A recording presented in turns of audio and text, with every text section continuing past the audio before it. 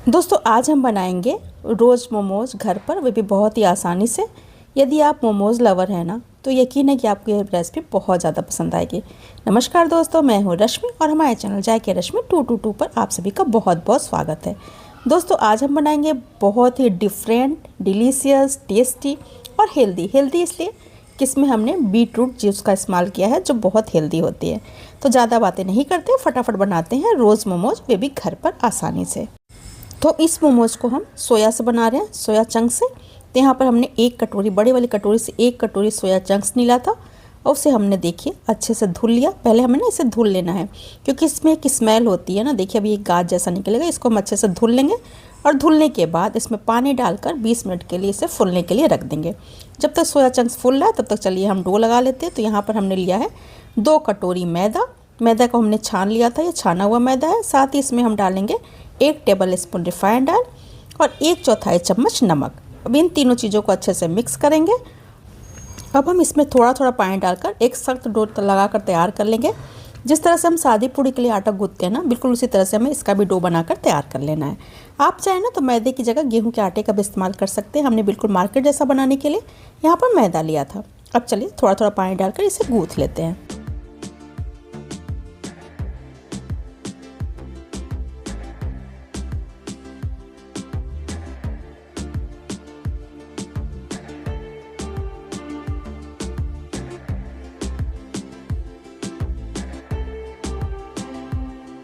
तो यहाँ पर देखिए हमने डो बनाकर तैयार कर लिया। हमें डो ना 2 कलर का बनाना है।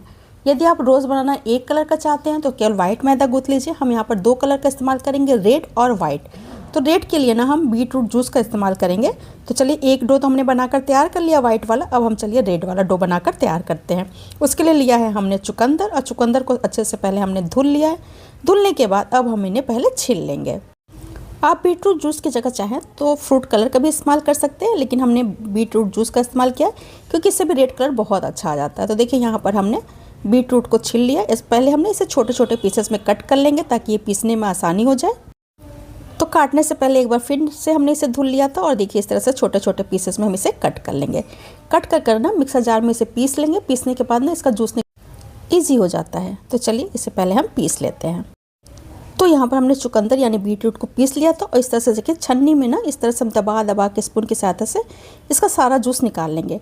और जो ये निकला हुआ पोर्शन है ना, उसको हम फेंकेंगे नहीं। यदि हमें लगता है कि जूस कम हो गया तो उसमें थोड़ा सा पानी डालेंगे, फिर इसे छान लेंगे तो ये फिर से एक रेड कलर तैयार हो जाएगा। तो यहाँ पर हमने जूस निकाल लिया। अब 2 कटोरी मैदा हम फिर से लेते हैं, मैदा छाना हुआ जैसा कि हमने पहले बताया था आपको। और इसमें वही प्रोसेस हम फिर से करेंगे। 1 टेबल स्पून रिफाइंड ऑयल डालेंगे, 1/4 चम्मच नमक डालेंगे। और अब इसे हम सादा पानी से गूँथने की बजाय ये जो बीट रूट का जूस हमने निकाला है ना, उससे इसे गूँथ लेंगे। तो थोड़ा थोड़ा जूस हम डालते जाएंगे और इस तरह से देखिए इसका सख्त डो बनाकर तैयार कर लेंगे। यदि अब जूस लगता है कम हो गया ना, तो थोड़ा सा पानी जैसे हमने बताया था वैसे आप उस जो हमने निकाला है ना इसका गूदा वाला हिस्सा, उसमें थोड़ा सा आप पानी डालिएगा, फिर से छान दीजिएगा तो रेड कलर फिर से तैयार हो जाएगा। तो यहाँ पर देखिए हमने रेड कलर का भी डो बनाकर तैयार कर लिया और इसे भी कवर कर हम रेस्ट करने को रख देते हैं। तब तो चलिए हम फिलिंग तैयार कर लेते हैं। तो यहाँ पर देखिए सोया चंक्स बहुत अच्छे से फूल गए हैं। तो इस तरह से हम इन्हें पानी से निचोड़ कर निकाल लेंगे, एक्स्ट्रा पानी सारा वापस निकल जाए। इस पानी में भी ना एक स्मेल आएगी क्योंकि सोया चंक्स में ना बहुत स्मेल सी होती है। जब उसे आप भिंगोते हैं और इस तरह से निचोड़ देते हैं ना, तो उसकी सारी स्मेल निकल जाती है और सोया चंक्स बड़े टेस्टी से हो जाते हैं। उसमें स्मेल नहीं आती है। सोया चंक्स से एक स्मेल होती है, वह सोया चंक्स वाली ही होती है, कुछ ऐसी नहीं होती है, बट पे थोड़ी सी स्मेल निकल जाती है ना, तो सोया चंक्स खाने में बहुत टेस्टी लगता है। तो देखिए यहाँ पर हमने सारे सोया चंक्स को पानी से निचोड़ कर निकाल लिया। अब चलिए हम ना इसे दरदरा मिक्सर जार में पीस लेंगे। पानी का इस्तेमाल हम बिल्कुल नहीं करेंगे। तो चलिए इसे पहले हम पीस लेते हैं। तो सोया चंक्स को हमने पीस लिया। पीसने के बाद अब हमें इन्हें फ्राई करना है। तो फ्राई करने के लिए गैस पर हम एक कढ़ाई चढ़ाए और कढ़ाई के गर्म होते इसमें हमने डाला 1 table spoon refined oil. Refined oil जब अच्छे से गर्म हो गया तो इसमें हमने डाला प्याज का तड़का। हमने एक मीडियम साइज़ का प्याज लिया था जिन्हें छील कर धुल कर बहुत बारीक काट लिया था। अब प्याज को हमें बहुत ज़्यादा गोल्डन ब्राउन नहीं करना है, बस इसका हल्का सा कलर चेंज हो जाए ना, इतना ही हमें इसे भूनना है। बहुत ज़्यादा हमें गोल्डन ब्राउन नहीं करना है, इस बात का आपको ध्यान रखना है। बस हल्का सा इसका कलर चेंज होने तक इसे हम भून लेते हैं। तो यहाँ पर प्याज का देखिए हल्का हल्का कलर चेंज हो गया है। तो इसमें हम डालेंगे आधा चम्मच लहसुन अदरक का पेस्ट। आप चाहे तो लहसुन और अदरक को बारीक काट कर भी डाल सकते हैं। हमने यहाँ पर पेस्ट का इस्तेमाल किया। अब लहसुन अदरक के पेस्ट को भी हम हल्का सा भून लेंगे, बहुत ज़्यादा नहीं, थोड़ा सा बस भूनना है, 2 से 3 मिनट। गैस का फ्लेम हमने मीडियम रखा है। तो यहाँ पर लहसुन अदरक का पेस्ट भी भून गया है, बस इसकी स्मेल निकल जाए इतना ही हमें भूनना था, तो हमने भून लिया। अब इसमें हम डालेंगे सोया चंक्स। और देखिए सोया चंक्स को इस तरह से हमने दरदरा पीसा है, बहुत बारीक नहीं किया है। सोया चंक्स को डालने के बाद गैस का फ्लेम कर देंगे बिल्कुल लो फ्लेम पे 7 से 8 मिनट तक हम इसे भूनेंगे। स्टार्टिंग में ना ये कढ़ाई में चिपकेगा, लेकिन टेंशन मत लीजिएगा, जैसे जैसे आप भूनते जाएंगे कढ़ाई को छोड़ती जाएगी। तो देखिए इस तरह से हमें चलाकर अच्छे से मिक्स कर लगातार चलाते हुए इसे भून लेना है। और जब थोड़ी देर तक हम इसे भून लेंगे ना, तब इसमें हम डालेंगे नमक और काली मिर्च पाउडर और थोड़ा सा लाल मिर्च पाउडर, क्योंकि हमने हरी मिर्च का इस्तेमाल बिल्कुल नहीं किया है। यदि आपका मन न हो ना लाल मिर्च पाउडर डालने का, तो आप हरी मिर्च को भी प्याज के साथ भून सकते हैं। देखिए जैसे जैसे हम इसे चलाते जा रहे हैं, ये कढ़ाई को छोड़ती जा रही है। तो यहाँ पर अब हम डाल देते हैं सोया चंक्स के हिसाब से नमक। नमक डालते समय ध्यान रखेंगे कि डो में भी हमने नमक डाला हुआ है। साथ ही इसमें हम डालेंगे काली मिर्च पाउडर। काली मिर्च का टेस्ट जो है ना इसमें बहुत अच्छा आता है, तो यहीं पर हमने आधा चम्मच काली मिर्च पाउडर डाल दिया। साथ ही हम डालेंगे 1 चम्मच लाल मिर्च पाउडर। अब इन तीनों चीज़ों को मिक्स करने के बाद मीडियम टू लो फ्लेम पे अब हम इन्हें 3 से 4 मिनट और भून लेंगे। जितना अच्छा हम भूनेंगे ना, बहुत अच्छी इसकी फीलिंग तैयार हो जाएगी, बहुत टेस्टी फीलिंग तैयार होती है। तो यहाँ पर देखिए सारी चीज़ों को डालने के बाद अच्छे से मिक्स किया और लगातार चलाते हुए हमने 3 से 4 मिनट तक इन्हें फिर से भून लिया। अब चूँकि हमको इसको मार्केट वाला टेस्ट देना है, तो इसमें हमें थोड़ा सा तो सॉस डालना ही पड़ेगा।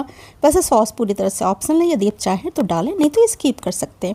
हमने यहाँ पर थोड़ा सा धनिया की पत्ती को भी ऐड कर दिया। साथ ही हमने डाला इसमें 1 चम्मच डार्क सोया सॉस।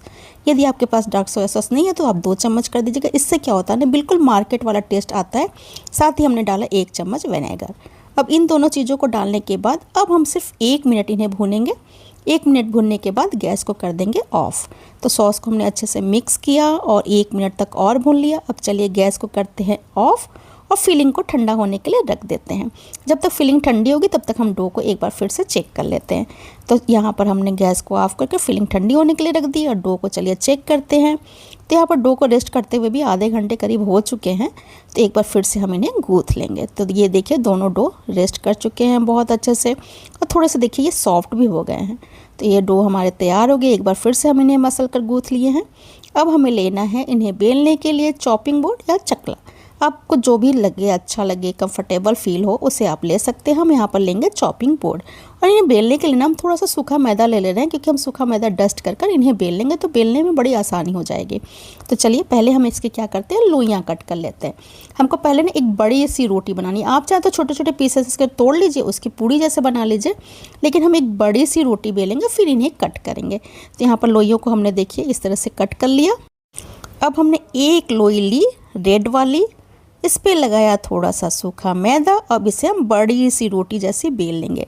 लेकिन यहाँ पर एक बात आपको और ध्यान रखनी है कि जो बाकी के हमारे पेड़े हैं ना, उन्हें हमें कवर करके रखना है, खुला नहीं रखना है, उन्हें कवर करके रखिएगा। तो देखिए इस तरह से हमें एक बड़ी सी रोटी बनाकर तैयार कर लेनी है। अब इन्हें काटने के लिए आप चाहे तो कटोरी का इस्तेमाल कर लीजिए, ग्लास का इस्तेमाल कर लीजिए, जितने बड़े बड़े आपको बनाने हैं ना उस हिसाब से कोई कटोरी या ग्लास ले लीजिए। या जो हमने रेड वाला डो तैयार किया ना, इससे हम 2 साइज़ की पूड़ियाँ कट करेंगे, एक थोड़ी बड़ी और एक छोटी। और जो वाइट वाला डो है ना, उससे एक ही साइज़ की पूड़ी तैयार होगी। जितनी बड़ी हमने रेड वाली बड़ी तैयार करनी है ना, उतनी ही बड़ी वाइट वाली के भी पीसेस तैयार करने हैं। केवल पिंक वाला जो ये डो है, इससे हमको 2 पीस तैयार करना है। तो देखिए यहाँ पर हमने बड़ी सी रोटी बेल ली। बिल्कुल पतली बेलनी है, इस बात का भी आप ध्यान रखिएगा कि हमको मोटा बिल्कुल नहीं बेलना है। ऐसा बेलना है ना कि जब हमारा मोमोज पके तो बिल्कुल ट्रांसपेरेंट लगे। तो आपको बहुत महीन बेलना है इस रोटी को। हल्का से भी मोटा रहेगा ना तो मार्केट वाला टेस्ट नहीं आएगा। ये देखिए बिल्कुल पतली से हमने शीट बनाकर तैयार कर लिए। अब हम लेंगे एक कटोरी और इनके देखिए कुछ इस तरह से पीसेस कट कर लेंगे। कटोरी या ग्लास जो आप लीजिएगा वे तेज़ धार वाला लीजिएगा, ताकि बहुत ही आसानी से कट जाए।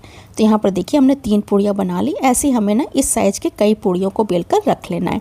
आप छोटे छोटे पोर्शन को ले लीजिए, कट कर लीजिए और उसकी पूड़ी जैसे बना लीजिए, जैसे आपकी सुविधा वैसे आप बना सकते हैं। तो हमने देखिए यहाँ पर बड़ी साइज़ का बेल लिया था, काट लिया। अब हमें छोटी, जितनी बड़ी हमने काटी उससे छोटी साइज़ की पूड़ियाँ बनानी है। तो देखिए यहाँ पर हमने एक ढक्कन लिया है और उससे देखिए कुछ इस तरह से छोटी बना। जितनी बड़ी वाली पूड़ी थी ना, उससे थोड़ा सा छोटा हमें छोटा वाला पूड़ी बनाकर तैयार करना है। तो यहाँ पर हमने छोटी साइज़ की पूड़ियों को बेल लिया। अब चलिए हम लेते हैं वाइट वाला पेड़ा, जो हमने वाइट वाला डो से पेड़ा काट कर रखा है उसे ले लेते हैं। तो वाइट वाली शीट को भी हम पहले बड़ी से बेल लेते हैं पतली से, और जो हमने पहले पिंक वाले पीसेस के हिस्से कट किए थे ना जिस कटोरी से, उसी से हम इसे कट कर लेंगे।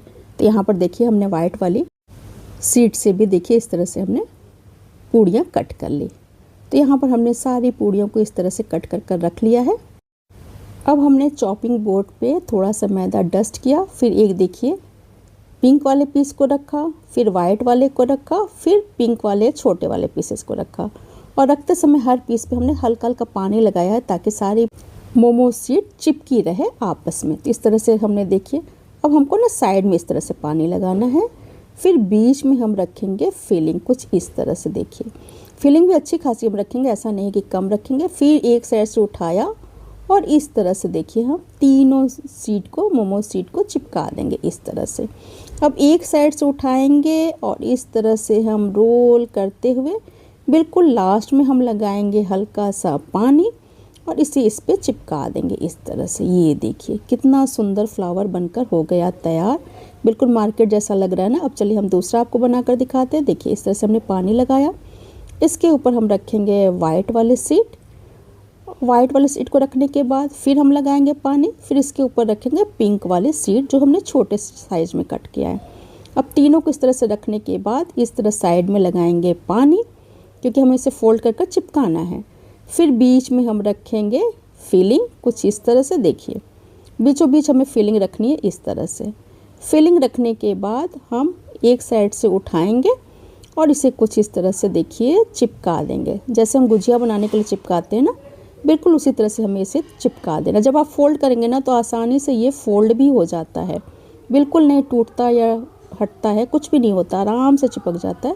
फिर देखिए हल्के हाथों से हम एक साइड से उठाएंगे और इसे रोल करते हुए ना साइड तक आकर पानी लगाकर इसे चिपका देंगे। देखिए कुछ इस तरह से, बहुत ही आसान है और देखने में बहुत अच्छा लगता है ये शेप। तो देखिए इस तरह से हम उठाते जाएंगे और टाइटली रोल करेंगे, हल्का नहीं, टाइटली रोल करते हुए लास्ट में हम लगा देंगे पानी। और पानी लगाने के बाद इसे चिपका देंगे इस तरह से। ये देखिए ये, तो यहाँ पर हमने दूसरा पीस भी बना लिया। इसकी कलियों को ना हमें खोलना भी है, तभी हम आपको आगे दिखाते हैं कि हम इन कलियों को किस तरह से खोलेंगे। तो यहाँ पर देखिए एक एक करके हम सारे रोज़ मोमोज को बनाकर तैयार कर ले रहे हैं। बहुत आसान है इन्हें बनाना। अब चलिए हम इन कलियों को आपको खोल कर दिखाते हैं कि कैसे हम इन्हें खोलते हैं। तो देखिए इस तरह से पहले हमने एक फ्लावर का शेप दिया, एक साइड से उठाते हुए। आप चाहे ना तो इसे एक कलर का भी बना सकते हैं, केवल रेड, केवल वाइट, आप अपने हिसाब से इसे बना सकते हैं। अब देखिए एक एक कली को हम इस तरह से फोल्ड कर देंगे। तो ये देखिए बिल्कुल खिला हुआ गुलाब लग रहा है ना। तो सारे मोमोज के पीसेस को इसी तरह से हमें बना लेना है, फिर हम पकाएंगे इन्हें स्टीम में। तो यहाँ पर देखिए हमने सारे मोमोज के पीसेस को बनाकर तैयार कर लिया। अब चलिए हम इन्हें स्टीम में पका लेते हैं।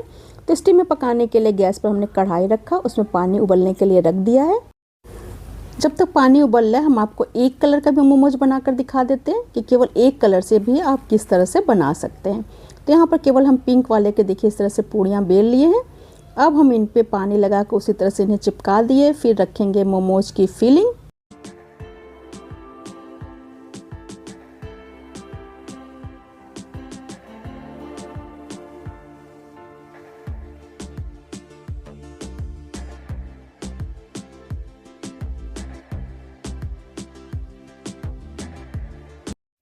जाली वाली थाली को हमने अच्छे से ग्रीस कर लिया है। इसमें रखेंगे तैयार मोमोज के पीसेस को। देखिए इस तरह से बहुत ही आसानी से ये स्टीम में पक भी जाएगा, बिल्कुल नहीं ख़राब होगा इसका शेप। और देखने में ये बहुत ज़्यादा, आपको देख के ही लग रहा होगा ना कि कितना सुंदर लग रहा है, बिल्कुल मार्केट जैसा रोज़ मोमोज बनकर तैयार हुआ है। तो देखिए हमने सारे पीसेस इस तरह से थाली में सजा दिए। अब चलिए हम रखते हैं इन्हें कढ़ाई के ऊपर, क्योंकि पानी में बहुत अच्छे से उबाल आ चुका है। तो हमने रख दिया इन्हें कढ़ाई के ऊपर। कढ़ाई के ऊपर रखने के बाद हम इन्हें करेंगे कवर और गैस का फ्लेम रखेंगे मीडियम टू लो। और मीडियम टू लो फ्लेम पे हम इन्हें कवर करके 10 से 12 मिनट के लिए छोड़ देते हैं। तो इन्हें पकाते हुए यहाँ पर 10 से 12 मिनट हो गए हैं। चलिए अब हम इन्हें चेक करते हैं। 10 से 12 मिनट में ना ये बहुत अच्छे से स्टीम में पक जाते हैं। और यहाँ पर देखिए सारे मोमोज स्टीम में बहुत अच्छे से पक चुके हैं।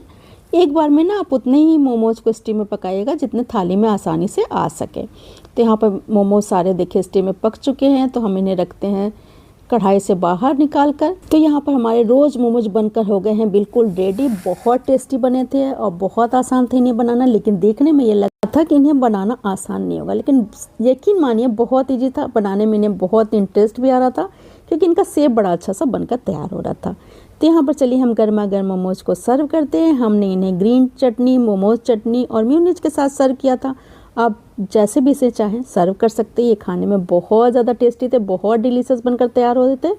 तो प्लीज़ आप सभी से रिक्वेस्ट है कि आप एक बार इन्हें ज़रूर ट्राई करिएगा और ट्राई करने के बाद कमेंट में बताइएगा कि आपको हमारी रेसिपी कैसी लगी। रेसिपी यदि पसंद आएगी तो वीडियो को लाइक करिएगा और इसे ज़्यादा से ज़्यादा अपनी फैमिली और फ्रेंड में शेयर कर दीजिएगा। हमारे चैनल को सब्सक्राइब करना बिल्कुल नहीं भूलिएगा। सब्सक्राइब करने के बाद सब्सक्राइब बटन के बगल में बेल आइकन होगा, उसे प्रेस कर दीजिएगा ताकि आने वाली मेरी हर वीडियो की नोटिफिकेशन सबसे पहले आपको मिले। तो फिर हम मिलते हैं नेक्स्ट वीडियो में बहुत ही आसान टेस्टी सी रेसिपी के साथ। तब तक स्वस्थ रहिए, मस्त रहिए, हमारी रेसिपी को एंजॉय करते रहिए। Bye bye, take care.